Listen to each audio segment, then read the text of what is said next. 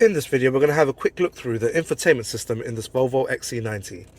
If you have this infotainment set up in your Volvo, then chances are the operations that we're about to go through is pretty similar. Just so you're aware, on the bottom you have your controls for the glove compartment, your audio controls, and then your demister controls, and then your hazard lights. Everything else is controlled via the screen. So the first thing we're going to look at is how to connect your Bluetooth device. So as always, if you need to connect your Bluetooth device, please make sure your Bluetooth is turned on. So go into your Bluetooth, make sure it's turned on. Then you can just leave your device on the side. What I'm going to do is just open this little flap over here and just put my phone in there. And now what we want to do is go over to where it says Bluetooth device, or where it says no phone connected, and we're just going to click on one of those. Once we're in this option over here, we're going to click over to where it says switch. Now from here you can actually select a new device and add a new device, or switch between any of your connected devices already. Alternatively, if you weren't on this menu, this button over here is actually to always end up going back to this home page. Click on no phone connected, and then you'll get a similar add phone option. So we're just going to go into here. It's going to then search for my device. I need to make sure that my screen is turned on, otherwise my device doesn't actually appear. So there we go, screen's turned on. It's now going to search for a Bluetooth device, and hopefully it shouldn't take long to actually find mine. There we go. We're going to tap on connect. I should then get some prompts on my mobile device to say, does the pin match? I'm just going to click on pair. Pin should match. And then you have to give it permissions as to what you want to allow it to access. Because we're going to do everything for this example, just make sure everything is ticked. Click on finish, and then it should say that we're connected on the phone. It will then take a few seconds to then initialize itself, give it all its permissions, and then it will connect. Once it's connected on your mobile device, you'll have to get a few prompts come through. It's just going to say, do you want allow access to your contacts? Click on allow. Do you want to allow access to your messages? Click on allow. And do you want Bluetooth tethering? Click on allow. Once you allow Bluetooth tethering, it will give internet to your actual infotainment system over here.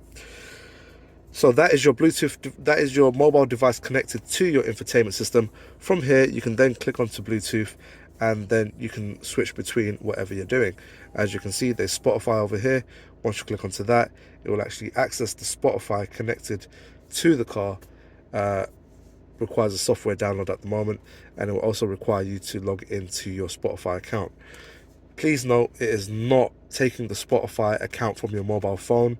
It's not tethering it. It's not like Android Auto or the Apple version of that, which is to connect your phone to your car and give it that whole CarPlay scenario. So this is its own built-in actual Spotify software.